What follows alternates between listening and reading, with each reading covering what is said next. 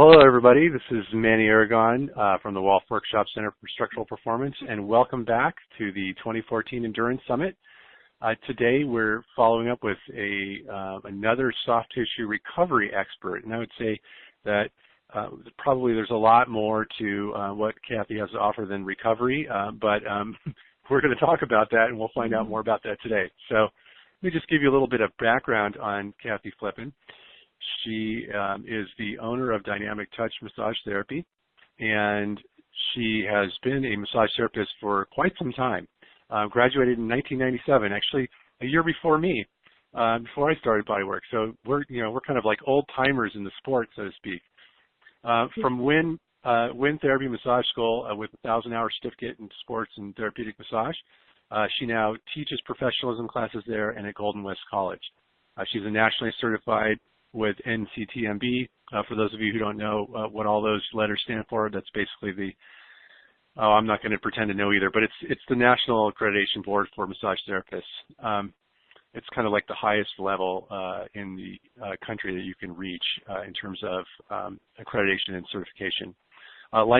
She's also licensed in Newport Beach and Costa Mesa and in California, I imagine, and is an active volunteer and member of the American Massage Therapy Association, as well as the American Pregnancy Massage Association. And we may also hear about that. I don't have any specific questions, but I didn't notice that before, so I'm sure we'll have something to talk about.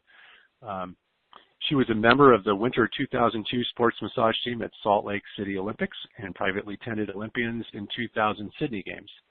She attended athletes at the last 3 Olympic trials for swimming as well. Her clients typically include competitive athletes in cycling, running, swimming, and rowing. And as a sometime triathlete, Kathy understands the athletic mentality and rigors of race season. So without further ado, Kathy Flippin, thanks for coming today and joining us. We talked a little bit about. Thank you for having me. Oh, sure. I talked a little bit about us being kind of old timers in the sport, but you also have a pretty substantial business presence in the Orange County endurance community in particular, and I would say probably in the yoga community and maybe even in the bodywork community from different people who I've known who've just given me your name as a recommendation, even after I know you. It's kind of interesting how that happens. Wow. Well, thanks for saying that. It's always nice to hear it, and it's kind of, just humbling and nice to hear. So can you speak a little bit about how you became part of the sports community? What drove you to get into that? And it seems like, I know you've got a couple focuses for your business, but endurance sports seems like a big one. It really is, yeah. And, what drew me into working with athletes is that I'm a recovering accountant. I used to be a CPA in my first life before doing body work, and so naturally I have that linear kind of brain that follows a protocol, systematic, logic, and results-oriented as well. And the athletic community just really gets that approach. So while I've had many, many clients that aren't particularly athletes, and they do often come back, the ones that I bond with the best, I think, are those that are looking for that results-based massage, one with a purpose, and not just an overall general relaxation purpose, which there's a huge, huge benefit to, but also a muscular-based injury management and recovery purpose. Yeah, I think that's oftentimes undersold, and particularly for endurance athletes, they tend to think of, okay, I've got to recover and I need massage to recover, but there's so many benefits to touch and body work. Can you speak a little more to what some of those are, and for endurance athletes specifically? Well, yeah, I think first is a kind of a broad generalization of what massage offers, because we have the spa-based massage, which is really a nervous system intention relaxation response.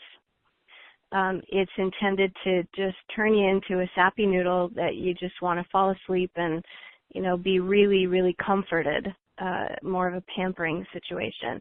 But then we have the sports massage, and within sports massage there are different intentions. We have injury management as one intention and recovery as another. and often they don't mix. You get someone really loaded up for metabolic waste that's just had a hard workout, and you really can't do some deep tissue injury management techniques on them because they're just too darn sore.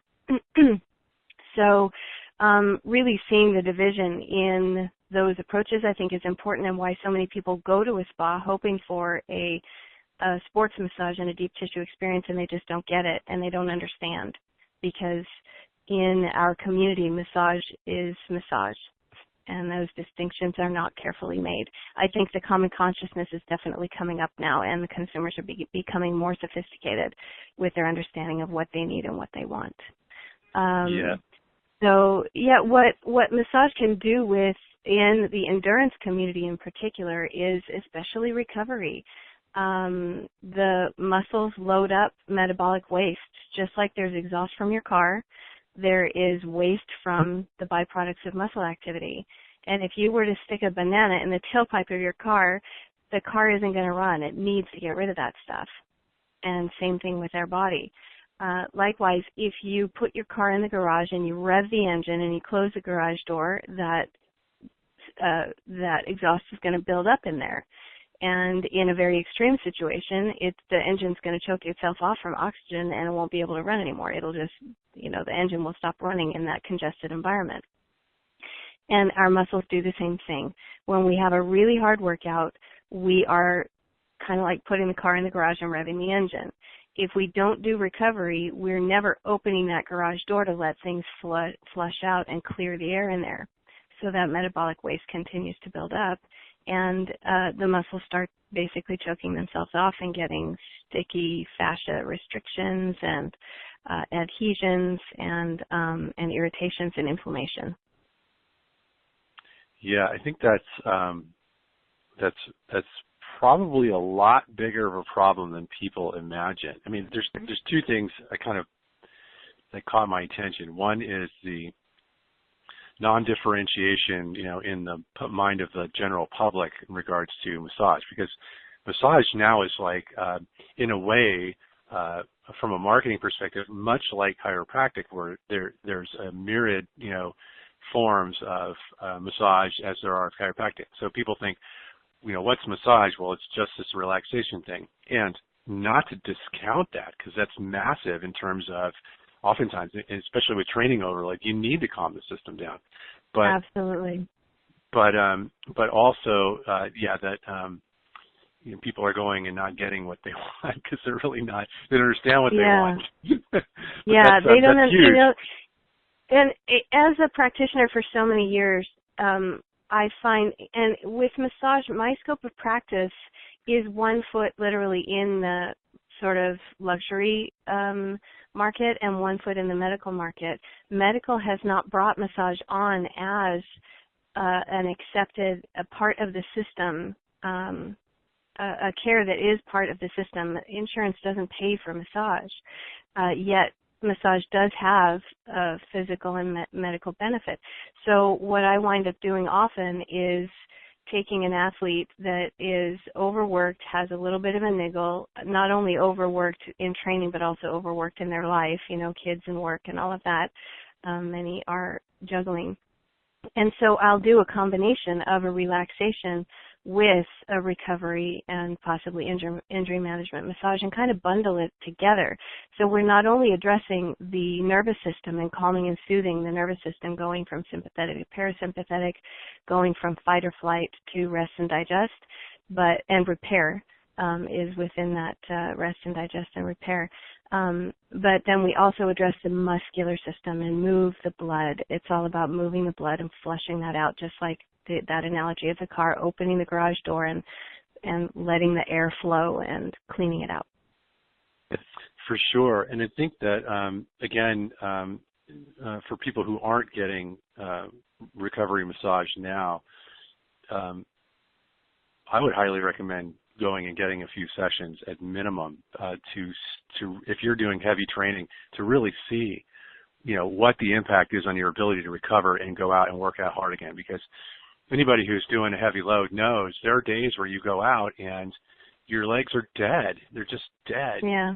But perhaps if you would have gone and, gotten the weights worked out, so to speak, you'd be ready to go. And you know what often happens when you have a day like that your legs are dead, you push through and you might spin a little bit, say it's on the bike, you might spin a little bit, you don't have it so, as much as you want, you're not going at full effort. So what you wind up doing is a recovery ride for your first hour or so, and then you find finally your legs open up and you're like, oh, now I can ride. And what you're doing in that whole hour of that first ride is really just recovery, and you can have that done for you on a massage, or you can do it yourself, and we'll talk about that in a bit. Self-care is definitely possible. So you clean your muscles out just by low heart rate, flushing the blood, and then you can get to your training. So if you were to have a massage first, then you could start your training out with that harder level. So recovery massage can take out the trash for you so that you can do more workouts, harder workouts, and not have to spend so much time in between on recovery days. Yeah, that's great, because as you know, most of the folks who are doing this stuff are not professional triathletes. They're out there, right, having jobs and families, and juggling everything, and then trying to train for an Ironman. And who's got an extra hour to spend, when you could go, and sure, yeah, you're going to spend some of that time getting massage, but with regular work, I imagine also the tissues will start to dispel some of those wastes more readily and more quickly than they would have if you aren't getting that work. So, yeah, the massage is much more efficient, much more effective at that. And I think of people like yourself, Manny, you're on your feet all day. So you go out and do a ride or a run or swim, and then you are on your feet all day. So that's a double whammy as far as lack of ability to recover, because there's days when just being on your feet all day is hard work. Sure. So, so great. So, we could probably just talk the whole time on that, because there's so much to, I think, talk about. But let's move on a little bit. Almost a bit of trivia, but the average career length of a massage therapist or a body worker is really not very long. But you've been around for quite a bit longer than that. From my perspective, massage is difficult physical work, and many, as you probably know, and I've known over the years, many massage therapists who work themselves to a place where they're unable to work. They get into an injuries place and they just can't get out of it. So how have you survived this long? How have you managed your own body and kind of your sanity in this type of career for such a long time? And it seems like you've thrived. Well, thanks for saying that. And I don't know about my sanity, though. I think I'm certifiable, but I think that the way I take care of myself, I have a fabulous team of therapists that I work with, and we actively trade amongst ourselves and take care of each other, so we walk our talk. I do work out as well. I find the more that I work out, the stronger I am and the more endurance I have for my work. To a certain extent, though, that's why I don't do Ironman, is because I can't go out and do a 4-hour, 5-hour training ride and then do 6 hours of massaging that day. And my last client's going to notice I'm really tired, and I'm going to lose a client over it. It's not worth it. So I do shorter events. But I think that it blends together because, I tell people I'm not a big person. And so I need to work smart rather than hard. I do trigger point therapy, but I don't try to dig to China when I find that deep spot. I do deep tissue muscle work, but to me, deep tissue is knowing that underneath your pecs and underneath your deltoids, which are our big superficial muscles, you peel those off, there's a whole other world of deep muscles in there. The big muscles are like the engine for the car. They drive the power and they do the big movements. The little deep muscles are like the steering and the brakes. So if you're going to generate big power, you better have the steering and the brakes to control it. Otherwise, you're going to blow yourself apart, right? So to me, deep tissue is working with those little muscles. I know who they are, what they do, and how to get to them. It doesn't mean I have to work on the superficial muscles really hard. I think that's the misconception about deep tissue. Deep tissue to me is not working on superficial muscles really hard. Mm. Deep tissue is working with the deeper tissues of the body. So and again, I work in a physical therapy clinic. One of my 2 locations is in a clinic. And the people outside my door, my treatment room door, they have PhDs. I don't. I know my role. In my world, I am not trained to understand if it hurts, when you should keep doing it anyway and it's going to make you better for it, or if it hurts, if you keep doing it, you're going to get worse. I don't have that distinction in my training to know those things. So in my world, if it hurts, don't do it. That doesn't mean I'm doing light massages. I do really firm work, and I do get into, some people say breaking up scar tissue and that kind of a thing. And trigger point work can be very, very sensitive and feel somewhat aggressive. But nonetheless, I don't have to really work physically that hard on every single client going through in order to get the results. I want to work as little as necessary to get a result, not as much as you can tolerate. Yeah, and I think that's a great point because again, in the public mind, oftentimes deep tissue is equated with kind of a heavy hand, so to speak. But it's almost like I remember when I was in Rolfing school, there were some practitioners or students who just had a really heavy hand, and you could hear their clients from across the room or sometimes from other rooms. And you just feel for them because that and everybody's style is different. This isn't to denigrate their style or anything, but right. But that under your own hands that wasn't necessary to get what the effect that you're trying to get. So, but yeah, and especially in a recovery situation, deep tissue in a recovery situation is exactly the wrong thing to do. Mm-hmm. I've been working with a couple of athletes that had been seeing a really aggressive deep tissue, sort of misconceived deep tissue therapist, and they had little niggles that weren't getting addressed. They were just getting worse. They weren't recovering well. And I asked them about their previous care, and they were just getting the stuffing squeezed out of them at every session. Mm-hmm. And when I take my approach to do flushing recovery, move the blood, it doesn't have to be deep, especially if it's just after a hard workout. And I'm going to wait for the muscles to be ready to be in order to be able to do that injury management deeper work. They get better way quicker, and they are hooked completely. They stick with our approach. It just works better. So if you are sore from a recent workout, deep tissue is not the thing to help you recover. Yeah, and just a kind of a note for those out there, I don't do recovery massage. I don't do recovery work at all. And right, so, you do postural. You do postural alignment. I do completely different. So yes.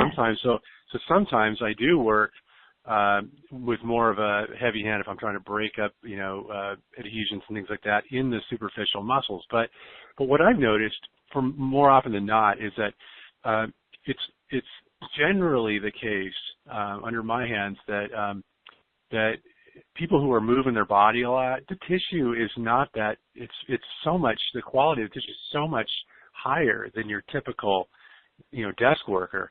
That it's almost not, it's very, it's kind of like spots here and there where you'd work as opposed to, you're a person who's sitting all day and doesn't exercise at all, where they're just like a rock.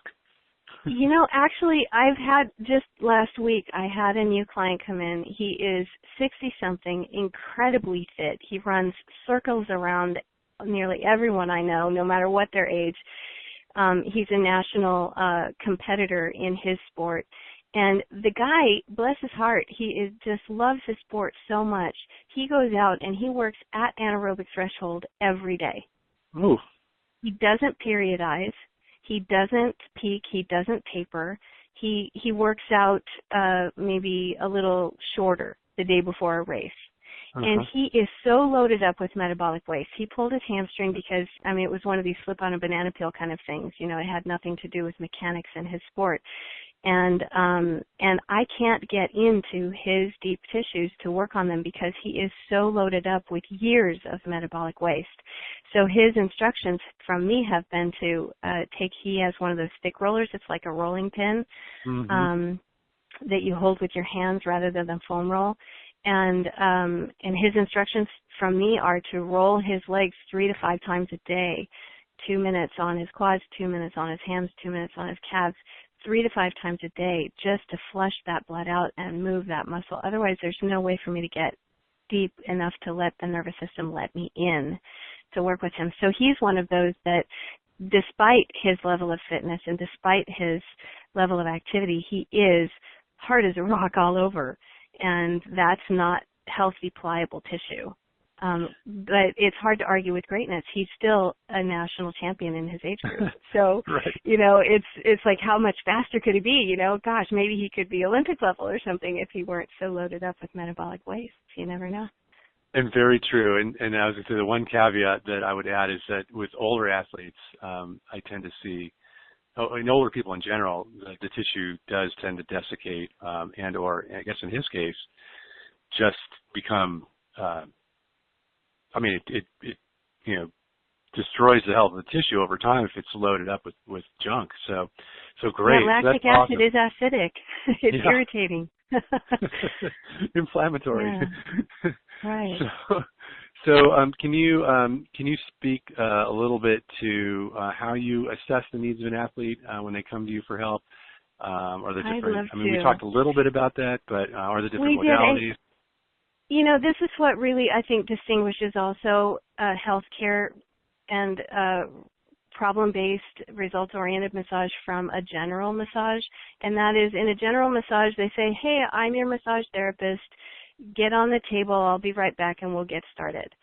At Dynamic Touch, we take a detailed intake for each person. We ask you what you do, how often you do it, to what level you're doing it. And we check range of motion as well, especially if there is a discomfort in the body, back pain, or a pulled hamstring or something like that. We'll check range of motion. We watch you reach towards your toes, and we can compare how tight are your hamstrings compared to your back tightness. And is it a hip flexor, or is it more a quad situation? So we assess range of motion, and we can customize a massage to even just do a half-hour active release technique. We have 2 of our therapists, myself and one other, that are certified in active release technique. So we can do a half-hour specific, just shoot right at that problem and get to it, treatment, or we can do an overall full body with focus on your problem area. And we take detailed notes on every client so that if a client can't see the same therapist due to their own schedule or their therapist schedule, like I travel with the Olympics and the swim team and whatnot, so I'm out of town occasionally. When I leave town, my clients or my therapists have the notes that I took on those sessions so that the new therapist doesn't have to start from square one. And we are all 1,000-hour certificates in neuromuscular therapy, and are all trained at that higher level of thinking and injury management and sports massage. Awesome. So we've talked quite a bit about what the main kind of reasons why athletes should be getting massage and bodywork. But what might be some reasons that we haven't talked about that maybe people are unaware of or don't know about?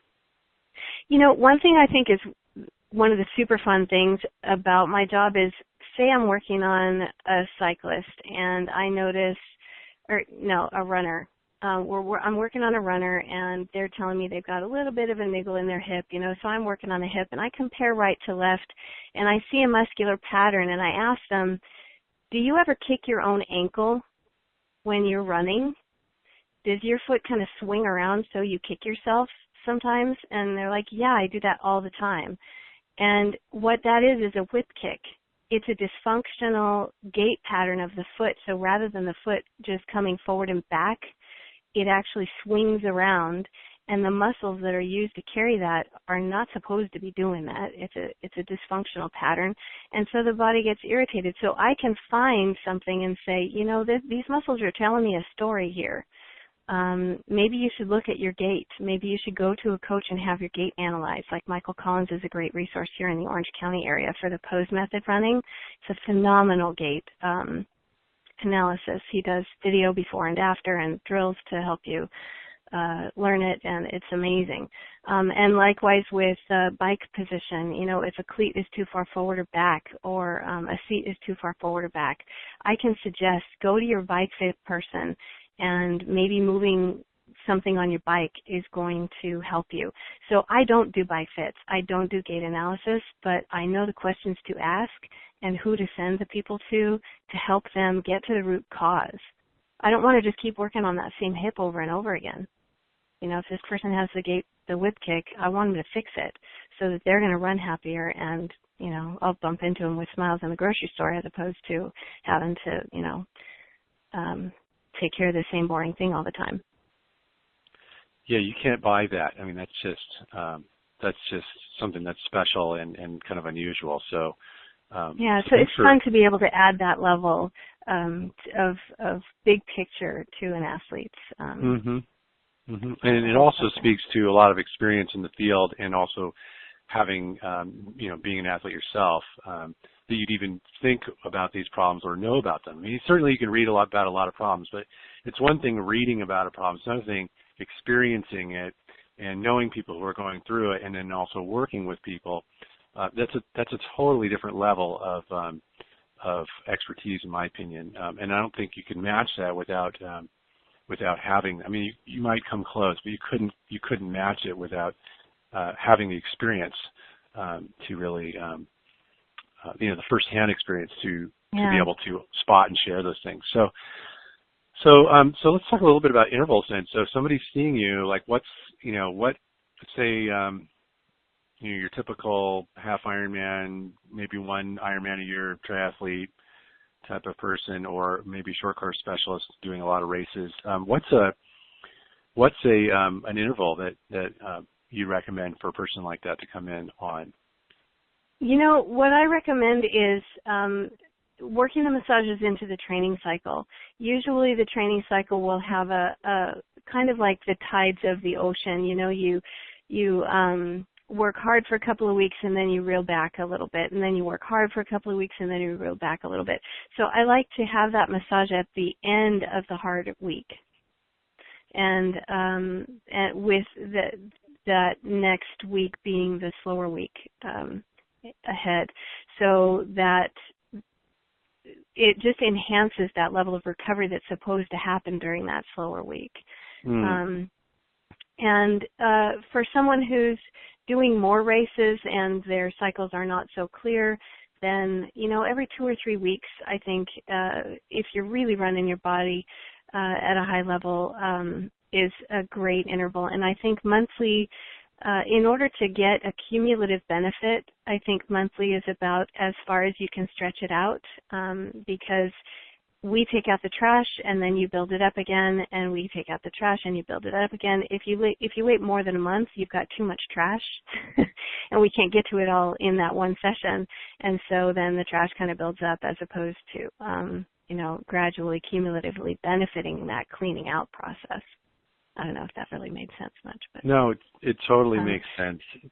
Yeah, and I'm such an advocate of self-care also. I don't want to go home with the burden of someone else's health care on my shoulders. I set people up for independence. I want to show them how to use the foam roll. You know, foam roll your chest. How many people do that, right? Everybody's, you know, all about the IT bands and stuff, but you can foam roll your chest and your lats too, and using the stick massager. And that's the big difference between the stick massager and the foam roll also, is the foam roll is more like a deep tissue technique. The foam roll can help you get out the knots and can help overall kind of enhancing pliability, but the stick massager is more like a recovery massage, which is going to move the blood. So you can use a little less pressure, a little more brisk movements with the stick roller. So they're two great tools that I think really complement each other in someone's toolkit to take care of them. And they can foam roll in between. Like if you can't afford a massage or can't find the time for a massage every month, then you got to roll yourself out. You've got to do the maintenance there. And our muscles respond just like we want to build endurance and we want to build strength and we want to build power. We need to also culture and nurture flexibility and pliability. And those are things that we think about, but we don't often actually execute and do.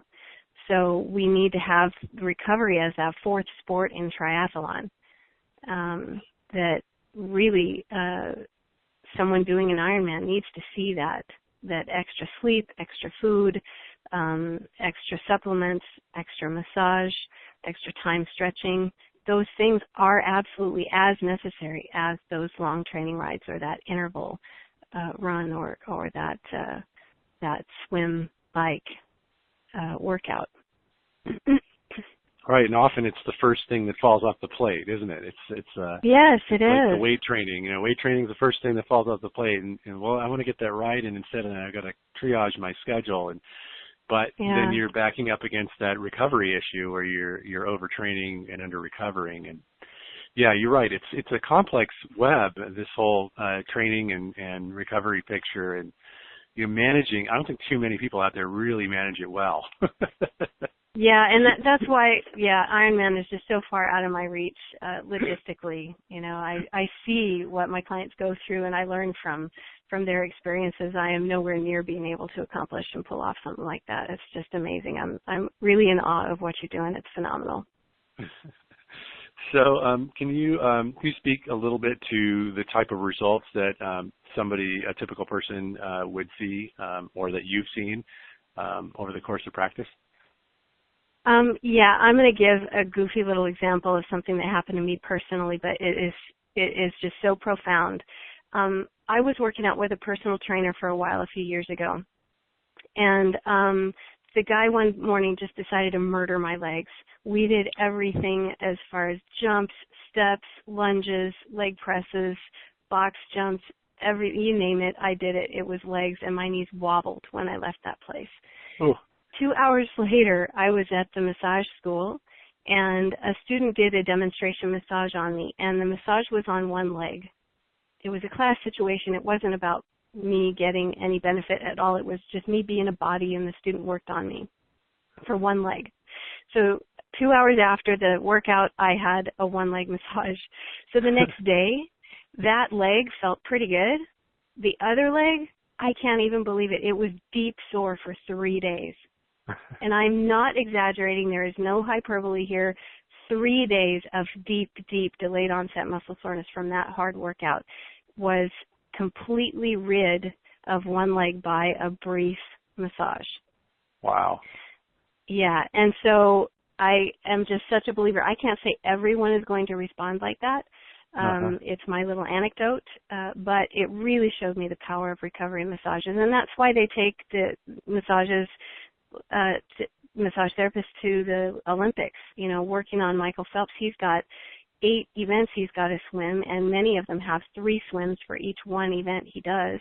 Mm-hmm. So if he doesn't get recovery massages in between his swims, he's going to be, by the end of a 6 or 7 day meet, he's going to be crazy kind of delayed onset muscle soreness. He's going to have such soreness it's going to affect his performance. But he gets massages after every hard effort, and that rids his body of the soreness so he can be fresh and he can compete. So that's one kind of result, and another is just managing people's issues. Some people have issues that aren't going to go away. They have a disc bulge or a spinal stenosis or a broken knee that has a plate in it or something like that they're managing. Mm-hmm. And we can really keep somebody going. We can keep helping them do the maintenance. And there are some instances where it would be better for somebody to rest, but they simply are too hard-headed and love their sport too much, and they're just going to keep doing it. So we can be there. We can be there for that. These results, and I can actually tell once I get to know an athlete well, I can tell if a cyclist has been doing hills as opposed to long, slow distance. Mm-hmm. I'll guess. We have a game. Like, they're like, okay, so what did I do? Can you tell me what I've been doing the last week? I'm like, yeah, feels like you've been doing this. So, I can tell the difference in the density of tissue depending on the recent workouts. And it's great to be able to go on that journey with someone. Awesome. Well, okay, so for people out there who are thinking about maybe giving it a try, what's the best way for them to get involved with or take advantage of your expertise? Well, in the Orange County, California area, we have 2 locations. We have one off Crown Valley in the 5, in Laguna Niguel. That's at Roush Physical Therapy. Also, inside their PT clinic, and the other is in Costa Mesa off of Newport Boulevard near Hoag Hospital. And the booking is dynamictouchmassage.com. We have an online booking system, and we have a promotion available for listeners of the program. There's a twofold promotion. One is $20 off of a first visit, and that promotion code is Summit20. And payment is not collected at time of booking the appointment, but the promo code nonetheless can be entered in at that time, and the discount's taken at the register. And then the other promotion is a 15% off of a package purchase of 5 one-hour sessions, 1 hour or 90-minute sessions. That's 15% off, and that promotion code is Summit Package, in honor of the name of your radio program, the Endurance Summit. So the promotion code Summit20 again is $20 off a first visit, and the promotion code Summit Package is 15% off of a package of 5 massages, and the website is dynamictouchmassage.com.